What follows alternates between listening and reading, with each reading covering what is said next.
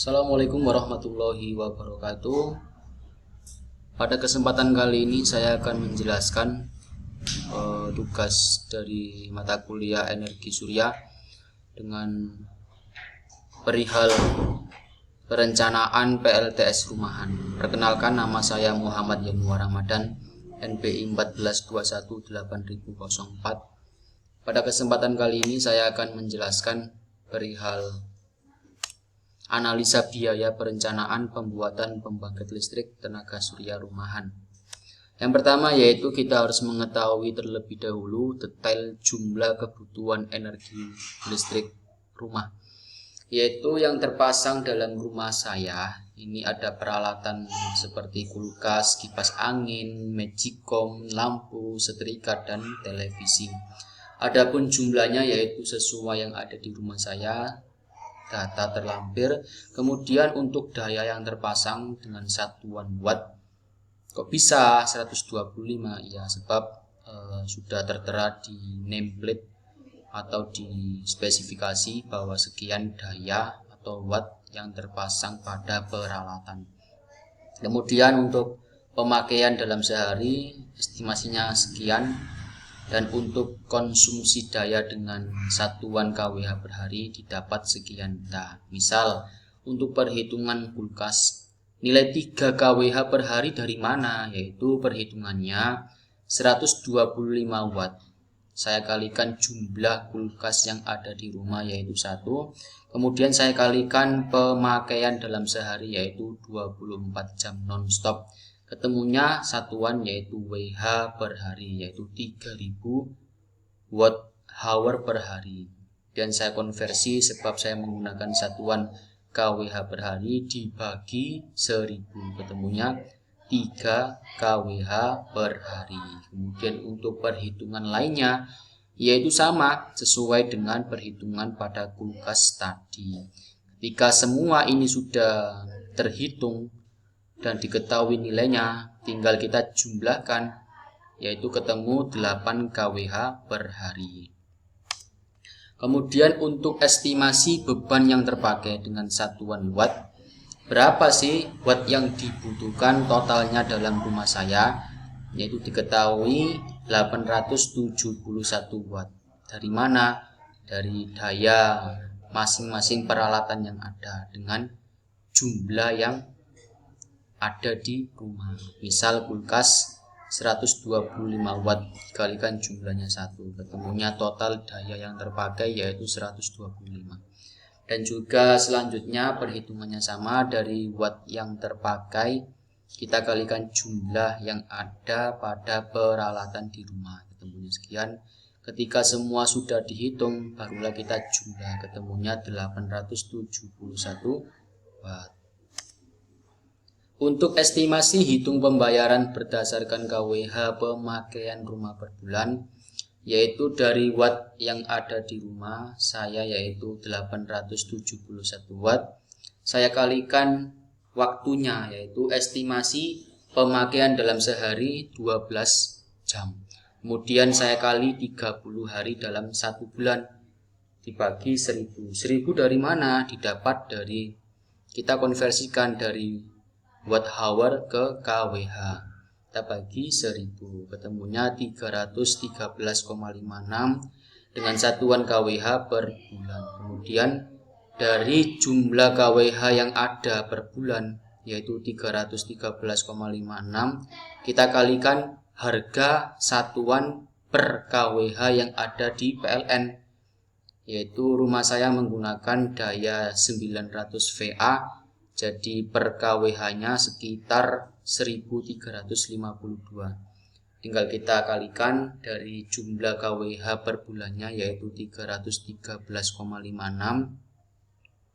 Saya kalikan rupiah per kWh-nya yaitu 1352 rupiah. Ketemunya per bulan yaitu kisaran total biaya pemakaian listrik per bulan yaitu kisaran 423.176 rupiah. Kemudian untuk perencanaan rincian pembuatan PLTS rumah, yaitu perhitungan panel suryanya, Menggunakan panel surya spesifikasi 300 WP watt peak. Jadi estimasi yang dapat dipakai ketika menggunakan spesifikasi 300 WP itu kurang lebih 70% yang dapat dihasilkan, yaitu sebesar 210 watt. Adapun beban rumah total yang ada di rumah saya yaitu 871. Kemudian kebutuhan jumlah panel surya yang akan dipasang itu berapa sih? Kalau kita membutuhkan beban total 871 dengan spek panel surya 300 WP, yaitu rumusnya dari beban rumah total kita bagi nilai dari spek yang ada pada panel surya. Jika kita memilih spek 300 WP, yaitu yang dapat dikeluarkan atau yang dapat dihasilkan dari 300 WP sebesar 210 watt. Setelah kita bagikan, barulah ketemu jumlah panel surya yang dibutuhkan berapa, yaitu 4 panel surya yang dibutuhkan dalam perencanaan rumah saya. Kemudian perencanaan rincian pembuatan PLTS rumah, yaitu ada spesifikasi dan peralatan. Membutuhkan panel surya dengan spesifikasi atau tipe 300 WP. Kemudian membutuhkan baterai 12 volt 4 ampere hour. Membutuhkan BCR, baterai charger regulator 10 ampere. Kemudian membutuhkan inverter 1000 watt. Membutuhkan kabel dan aksesoris lainnya. Membutuhkan rak panel surya, kemudian rak baterainya, dan ada charger aki 10 ampere.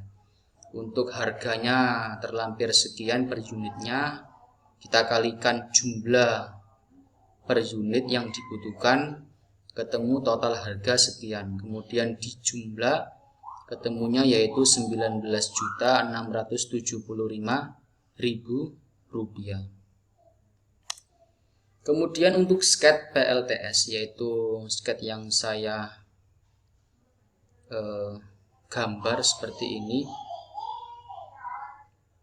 Adapun untuk penjelasan ada dua, yaitu ketika menggunakan sinar matahari dan ketika cuacanya mendung. Jadi ini ada gambar matahari, ada gambar panel suryanya, ada BCR-nya dengan spek 4 ampere, ada baterai 12 volt 4 ampere hour, ada inverter 1000 watt, kemudian ada juga charger aki 10 ampere. Nah, ketika menggunakan panel surya dengan sinar matahari, yaitu estimasi penggunaan 9 jam. Dari mana? Ya kita asumsikan penggunaan panel surya dengan media dengan sinar matahari cuaca baik mulai jam 7 pagi sampai jam 3, kisaran 9 jam. Nah, ketika mendung atau ketika matahari tidak ada, kita estimasikan menggunakan charger aki dengan menggunakan daya dari PLN 40 watt. Jadi charger aki ini membutuhkan daya 40 watt. Kita ambil dari PLN. Nah, perhitungan pemakaian PLN habisnya hanya 0,6 kWh per hari. Dari mana? Dari 15 jam. 15 jam ini kita pakai mulai dari jam 5 sore sampai jam 7 pagi menggunakan ketika mendung. Kemudian kita kali 40 watt, ketemunya 0,6 kWh per hari. Jadi dalam sebulan pemakaian menggunakan charger aki yaitu ketemunya 18 kWh per bulan. Mungkin sekitaran biaya dalam sebulannya yaitu 26.000. Kemudian nilai keuntungan penggunaan PLTS nya yaitu dari total jumlah rupiah yang dipakai biasanya, yaitu ketika menggunakan PLN saja, yaitu ketemu 423 sekian per bulan. Nah, kita menggunakan charger aki hanya 26.000 per bulan. Kita kurangi aja, itulah nilai keuntungan, yaitu kita bisa mengirit 390 ribuan ketika menggunakan charger aki.